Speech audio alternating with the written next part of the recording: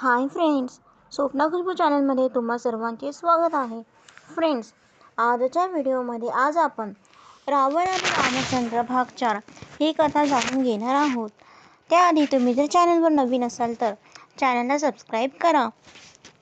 मागच्या भागात आपण वाचले की ऋषी शरभंग यांचा देहत्याग होऊन त्यांचा आत्मा ब्रह्मलोकात गेल्यावर तिथे जमा झालेले बाकी ऋषीगण एका ठिकाणी गोळा होऊन श्रीरामाकडे राक्षसांपासून अभय मागण्यासाठी करुणा याचना करतात.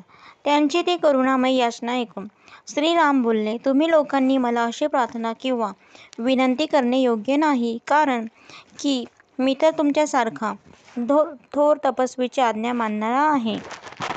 मी फक्त माझे इप्सित कार्यसिद्धीस नेण्यासाठी इथे आलेलो आहे असं समजा, किंवा तुम्ही तुमचे कार्य पूर्ण करण्यासाठी मला पाहिजे त्या वनात पाठवू शकता. मी स्वखुशीने तुमचे कार्य तत्परतेने सिद्धीस नेईन.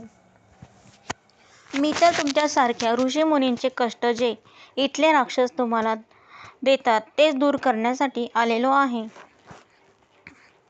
तसेच माझ्या वडिलांची आज्ञा पालन करण्यासाठी मी या वनात आलेलो आहे. म्हणजेच मी स्वतःच्या इच्छेने तुम्हा लोकांचे काम करण्यासाठीच या वनात आलो आहे.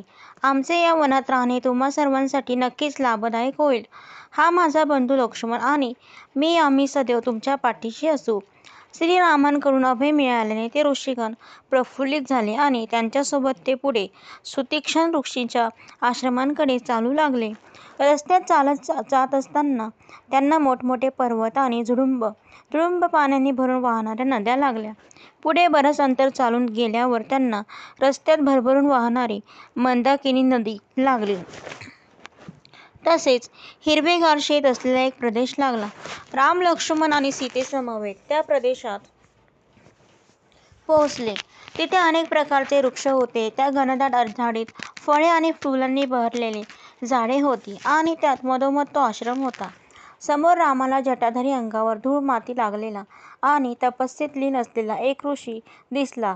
तेच ऋषी सुतीक्ष्ण होते. सगळेजण त्यांच्यापाशी येऊन उभे राहिले. रामाने हात जोडून त्यांना नमस्कार केला. हे धर्मज्ञ, ध्यानी महापुरुष, कृपा करून डोळे उघडा आणि माझ्याशी बोला. राम, सीता आणि लक्ष्मण सहित आपल्या दर्शनासाठी आलेलो आहोत. राम प्रेमळपणे त्या तपस्वींच्या मुखाकडे पाहत त्यांनी डोळे उघडण्याची वाट पाहू लागला. त्या ऋषींनी डोळे उघडून पाहिले. समोर रामाला पाहताच त्यांनी लगेच उठून त्यांना आलिंगन दिले. हे धार्मिक श्रेष्ठ वीर श्रीराम, आपण इथे आलात. आमचा आश्रम पावन झाला. तुमचे दर्शन करून मी धन्य धन्य झालो. फक्त आणि फक्त आपल्या दर्शनाच्या लालसेपोटीच मी अजूनपर्यंत या देहाचा त्याग केला नाही. हे नेत्र फक्त श्रीरामाच्या प्रतीक्षेत झाकले होते. स्वतः इंद्रदेव मला म्हणाले होते की माझ्या तपोबलामुळे मी ब्रह्मलोकात जाण्यासाठी काबिल झालो आहे. परंतु हे श्रीराम, माझे हे तपोबल मी तुम्हाला देऊ इच्छितो. यांचा स्वीकार करा. याचा परिणाम स्वरूप आपण स्वतः सीता आणि लक्ष्मण सोबत ब्रह्मलोकात जाऊन तिथे देव, ऋषी, देवांचा वास आहे. तिथे जाऊन आनंद उपभोगा. हे ऐकून श्रीराम त्यांना म्हणाले, हे महामुनी, तपस्वींचे तपस्वी, हे सारे तर मी माझ्या बळावर मिळवेन, परंतु आता आम्ही या वनात राहू इच्छितो आहे. कृपा करून आम्हाला अशी जागा सांगा जिथे आम्ही पर्णकुटी बांधून राहू शकू. श्रीरामाचे भाष्य ऐकून ते ऋषी अति प्रसन्न झाले. ते रामाला म्हणाले की हे राम, आपण सगळे याच आश्रमात राहावे. इथे तुम्हाला सगळ्या सोयी सुविधा मिळतील. इथे ऋषी मुनी राहतात. आपणास स्वादिष्ट फळे, कंदमुळे नेहमीच मिळत राहतील. कोणत्याच गोष्टींची कमतरता पडणार नाही.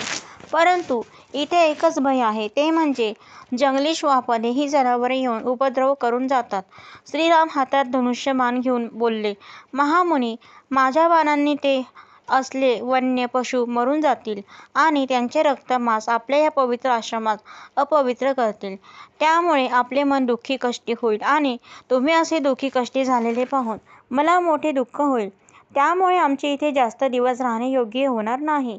त्या रात्री ते तिघे त्याच आश्रमात विश्रांतीसाठी राहिले. ऋषींनी त्यांची जेवण, स्नान, संध्याची सोय करून दिली. पहाटेच्या ब्रह्ममुहूर्तावर तिघेही उठले. सूर्य महाराजांचे अजून पूर्वेकडे आगमन व्हायचे होते. तोपर्यंत सगळ्यांनी कमळाच्या सुवासिक फुलांनी सुगंधित केलेल्या थंड पाण्याने स्नान उरकून घेतले. सूर्यनारायण पूर्वेस आल्यावर त्यांनी हवन करून त्यांचे दर्शन घेतले. नंतर ते सुदर्शन ऋषींकडे जाऊन हात जोडून उभे राहिले आणि बोलले, हे भगवान, आपण केलेल्या सत्कार्याचे आम्ही ऋणी आहोत. आम्ही इथे खूपच आनंदात राहिलो. आपल्या आदरातिथ्याने आम्ही भारावून गेलो आहोत. परंतु आता आम्हाला पुढे प्रस्थान करण्याची अनुमती द्यावी. या दंडकारण्यातले बाकीचे आश्रमही आम्हाला पाहायची इच्छा आहे.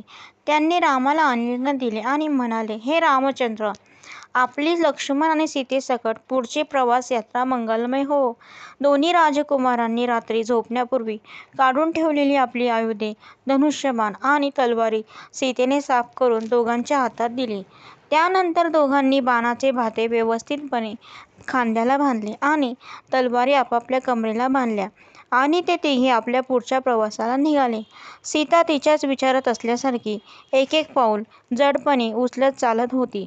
राम पुढे मागे, सीता आणि सगळ्यात मागे लक्ष्मण असे तिघे त्या पायवाटेवरून चालत होते. रामाने थोडे पुढे गेल्यावर सहज मागे वळून पाहिले तर सीता अजूनही बरीच मागे होती आणि तिच्या संथ चालीमुळे लक्ष्मणही तिच्या मागे रेंगाळत पाय ओढीत खाली मान घालून चालत येत होता. राम तिथल्याच एका दगडावर बसून तिची वाट पाहू लागला. सीता जवळ येताच रामाने तिलाही थोडा वेळ शेजारच्या दगडावर बसायला सांगितले.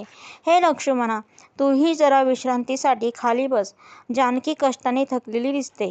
भ्राता, आपण दोघांनी घटकाभर इथे विश्रांती घ्यावी. मी उभा राहून आजूबाजूला टेहळणी करतो. चुकून कुठून एखादा राक्षस किंवा जंगली जनावर नको यायला. एवढे बोलून लक्ष्मण 2 पावले पुढे जाऊन थांबला. सीते, मला असे वाटते आहे की काहीतरी गोष्ट तुला त्रास देत आहे. खरे आहे का ते? नाही श्रीराम, असे काही नाही. केवळ एवढंच बोलून ती थांबली. बोल सीते, मनात काही किंतु न ठेवता तू तुझे मन माझ्यापुढे मोकळे कर. स्वामी, माझ्या मनात आपणास काहीतरी सांगायचे आहे, पण कसे ते कळत नाहीये. जानकी, तू माझी धर्मपत्नी आहेस. तुला जे काही सांगायचे आहे ते अगदी अधिकाराने सांग. मी ऐकतोय, म्हणत राम तिचे म्हणणे ऐकण्यासाठी तिच्याकडे वळला. मग सीता युक्तिपूर्ण पण स्नेहवर्धक असे काही वचन रामास सांगू लागली. हे दशरथ नंदन, आपण तर मोठे आहात, पण जर बारकाईने विचार करायला लागलो तर कळेल की आपण अधर्माचा संचय करू लागला आहात. आता तुम्ही ज्या कामज व्यसनांना करत आहात त्यापासून दूर गेलात तरच या पापसंचयापासून आपण वाचू शकता. राम न कळून तरीही शांतपणे सीतेला ऐकत होता. म्हणजे आता तुम्ही एक तपस्वी आहात. तपस्वी होऊन जर तुम्ही कामज व्यसने, हरिणाचे शिकार करण्यासाठी आतुर होत असाल तर आपण हे न करणे चांगले. कारण एका तपस्वीने हिंसा करणे सर्वार्थ चुकीचे आहे. जोपर्यंत आपण तपस्वी वेशात आहात, शिकारीचे व्यसन करणे आपण सोडून द्यावे. सीते, कामज व्यसन म्हणजे जाणून बुजून केलेली व्यसने. ती कोणती? रामाला माहीत असूनही त्याने तिला मुद्दामपणे विचारले. तर फ्रेंड, अशा प्रकारे आपला हा भाग समाप्त होत आहे.